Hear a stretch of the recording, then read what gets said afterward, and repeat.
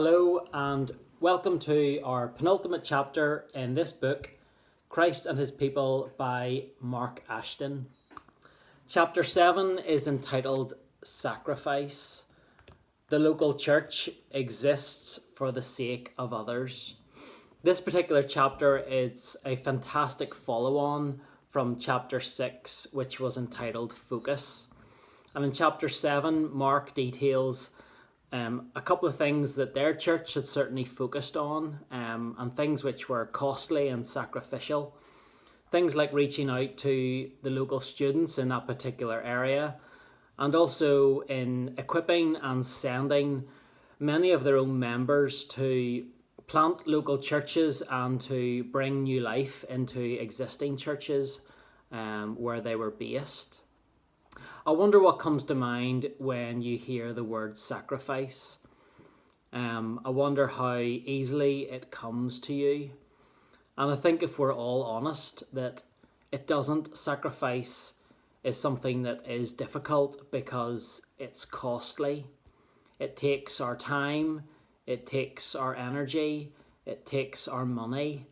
And these things can be difficult to give up. But we have the perfect example as Christians.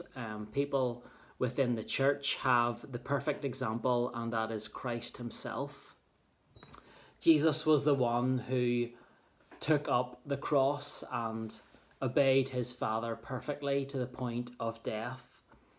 He literally took the place of sinners, people like you and me. And this sacrifice was all God's idea.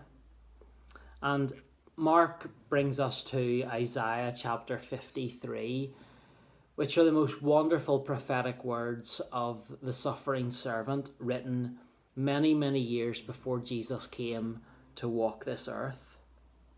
And as we read through Isaiah chapter 53, we stumble across verse 10, which reads, "Yet it was the Lord's will to crush him and cause him to suffer." This was all God's idea, that this sacrifice of his Son would take place. The suffering of Christ is an outpouring of God's wrath because of our sin.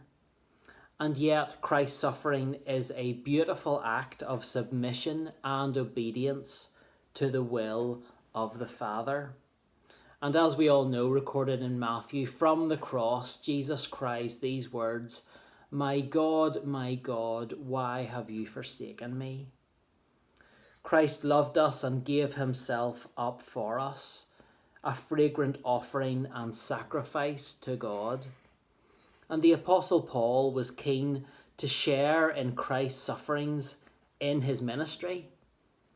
Not that he or we can make such a sacrifice for others, but in being like him, so in the way in which he loved others, in doing good towards others, in his lowliness and meekness, in his patient endurance, in his servanthood. Jesus' suffering for us was completely unique. His sacrifice was like no other sacrifice. And his sacrifice enables us, in other words, his people, his church, to suffer and serve with him in the cause of love. It's this Christ-likeness that points other people to Jesus, to the fact that he is the way, the truth, and the life. It's ultimately only through Jesus that we can be saved. It's Christ's sacrifice that drives the local church out to do more for God in this, his world.